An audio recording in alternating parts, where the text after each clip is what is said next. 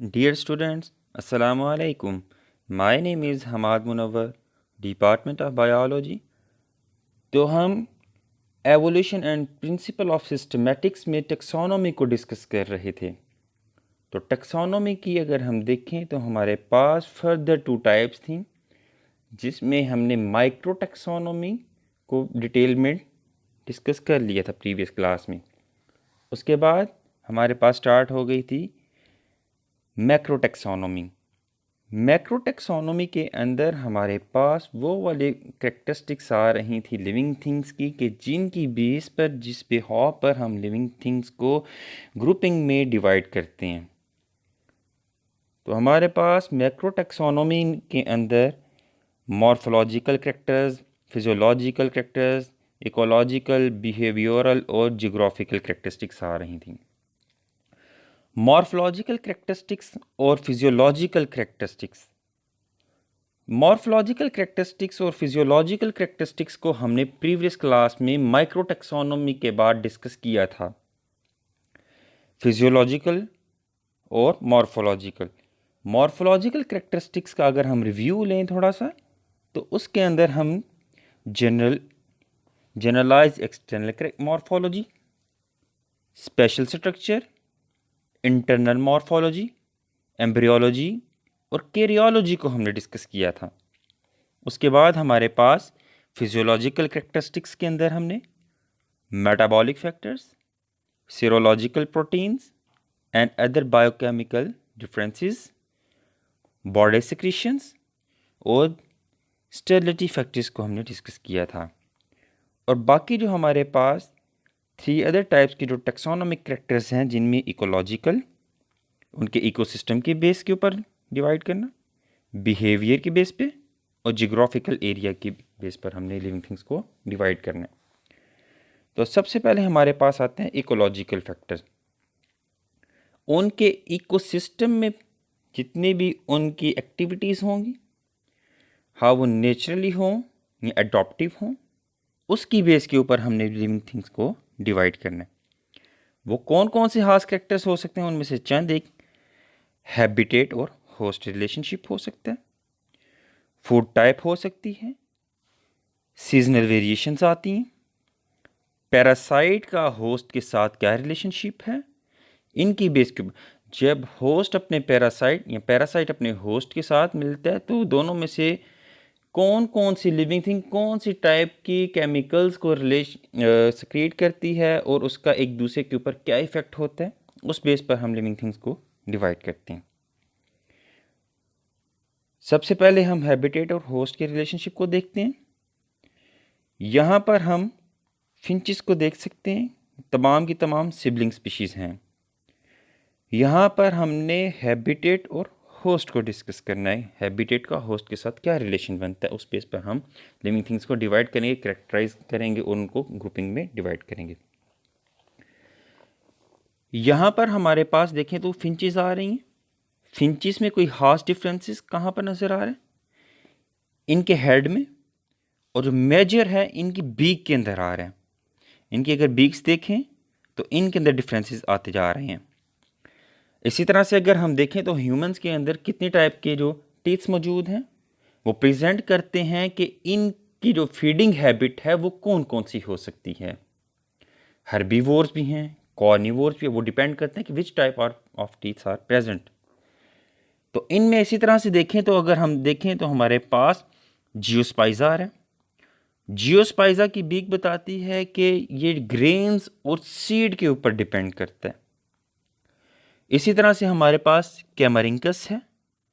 कैमरिंकस insects के ऊपर depend करता है। इसी तरह से हमारे पास सरथाइडी और वॉबलर फिंच है, ये स्मॉल इंसेक्ट्स के ऊपर डिपेंड करती हैं। ये हमारे पास जितनी भी फिंचेस हैं ये मुख्तलिफ एरियाज़ के ऊपर लोकलाइज हैं। मुख्तलिफ एरिया, जिन एरियाज़ के ऊपर ये लोकलाइज हैं, इन्होंने उसी हैबिटेट के अकॉर्डिंग एडॉप्टेशंस को अडॉप्ट किया है। एक तो ये हो सकती है। सेकंड ये हो सकता है कि उस एरिया के अंदर जिस टाइप की फूड इनको मिल रही थी, ये उस पर ही इन्होंने डिपेंड करना स्टार्ट कर दिया। इसके बाद हमारे पास आता है होस्ट डिस्क्रिमिनेशन। होस्ट की बेस के ऊपर लिविंग थिंग्स को डिवाइड करना, कैरेक्टराइज करना, उनको ग्रुपिंग के अंदर डिवाइड करना। होस्ट डिस्क्रिमिनेशन में याद रखिएगा, डिस्क्रिमिनेशन हम कॉल करते हैं तारीफ करना। तो होस्ट को जब हमने प्रेजेंट करना है, होस्ट को हमने उसके पैरासाइट के लिहाज से प्रेजेंट करेंगे। देखें यहाँ पर अगर हम देखें तो हमारे पास पाइनस ट्रीज हैं, ये पाइनस ट्रीज। इसके बाद हमारे पास पाइनस असल में क्या है, हमारे पास ये होस्ट होगा। होस्ट को हमने किसके लिहाज से प्रेजेंट करना है, उसके पैरासाइट के लिहाज से प्रेजेंट करना है। पैरासाइट यहाँ पर क्या है, अगर जो राइट साइड पर जो पिक्चर्स हैं ये दोनों ही हमें बीटल की नज़र आ रही हैं। पहली वाली क्या है, डेंड्रेक्टोनस जेफेराई। राइट पर क्या है, डेंड्रेक्टोनस पेंडिरोसा। अब देखें ये दो हमारे पास parasites, first one is the host. अगर डेंड्रेक्टोनस जेफेराई पाइनस ट्रीज पर जाकर रहे तो फिर हम इस पाइनस ट्रीज को क्या कॉल करेंगे, पाइनस जेफेराई कॉल करेंगे। अगर तो ये डेंड्रेक्टोनस पेंडिरोसा इस पाइनस ट्रीज के ऊपर आकर रहते तो फिर हम होस्ट को, यानी जो पाइनस ट्री है, इसको क्या कॉल करेंगे, पाइनस पेंडिरोसा। इसके बाद हमारे पास आते हैं पैरासाइट डिस्क्रिमिनेशन। अगर हमने होस्ट की डिस्क्रिमिनेशन के अंदर जो होस्ट की तारीफ की थी वो हमने उसके पैरासाइट के लिहाज से की थी। अब जो पैरासाइट की तारीफ है हम इसके होस्ट के लिहाज से करेंगे। यहां पर हमारे पास एक वर्म आ रहा है, आप वर्म देख सकते हैं, ये हमारे पास एक वर्म है। इस वर्म का नाम क्या है, हाइमेनोलेपिस का नाम है। अगर देखें तो ये जो हमारे पास हाइमेनोलेपिस है ये हमारे पास रोडेंट्स में मौजूद है और मैन के अंदर मौजूद है। अगर हम इसमें देखें, ये हमारे पास मैन और रोडेंट्स के अंदर पाया जाने वाला हाइमेनोलेपिस indistinguishable in all characters, both of the adult worm and of the egg, and yet two distinct physiological species। तो हम किसकी बेस के ऊपर हम इसको डिवाइड कर रहे हैं टेक्सा में, यानी इसके टैक्सोनॉमिकल इसे डिवाइड कर रहे हैं इसके होस्ट के लिहाज से। इसके बाद है होस्ट रिएक्शन। स्टार्ट में मैंने आपको बताया था कि हमारे पास जब होस्ट और पैरासाइट मिलते हैं, इनके अंदर से दोनों में से कोई एक ऐसे खास केमिकल्स को रिलीज करता है कि जिसकी फिजियोलॉजिकल अपीयरेंस शो होती है। जैसे हमारे पास अगर देखें तो इसकी एग्जांपल में गॉल वेस्प और हमारे पास गॉल फ्लाइज आ रही हैं। गॉल वेस्प और गॉल फ्लाइज जब हमारे पास प्लांट्स के ऊपर अटैक करती हैं तो क्या है, जो हमारे पास प्लांट्स हैं क्या करते हैं, उनकी सरफेस के ऊपर, प्लांट की सरफेस के ऊपर there is the formation of galls. ठीक है, तो ये हमारे पास क्या, हमने उसी लिहाज से फ्लाइज को नाम दे दिया क्या, गॉल फ्लाइज, गॉल वेस्प। इस तरह से हमारे पास गॉल प्लांट्स बन सकते हैं। आगे आता है हमारे पास इथोलॉजी। इथोलॉजी क्या है, हमारे पास study of behaviour and social organisation, के लिविंग थिंग्स को डिवाइड करना उनके बिहेवियर की बेस पर। हमारे पास कौन कौन से बिहेवियर हो सकते हैं, चंद एक को हम यहाँ पर प्रेजेंट करते हैं। हमारे पास सबसे पहले कोर्टशिप बिहेवियर, कि जो फीमेल को अट्रैक्ट करने के लिए मेल एक स्पेशल रिस्पॉन्स को शो करता है। इसके बाद हमारे पास स्पाइडर में देखें तो हमारे पास वेबिंग की फॉर्मेशन होती है। इसके बाद हमारे पास जियोग्राफिकल कैरेक्टरिस्टिक्स आ रहे हैं। लैंड को हमने डिवाइड कर दिया उसके रियाम्स, रीजन्स, प्रोविंस और उसके सब प्रोविंस के अंदर। जो उसके reams, reason, province, sub province, ये जो हमने इतनी कैरेक्टराइजेशन की है जियोग्राफिक की, जो लैंड की हमने डिस्ट्रीब्यूशन की है, इसकी डिस्ट्रीब्यूशन इसकी एवोल्यूशन को भी पेश करती है और एवोल्यूशन के अकॉर्डिंग आने वाले नए नए लिविंग थिंग्स की एज को भी डिस्क्राइब करती है कि कौन से लिविंग थिंग कब इवॉल्व हुए थे।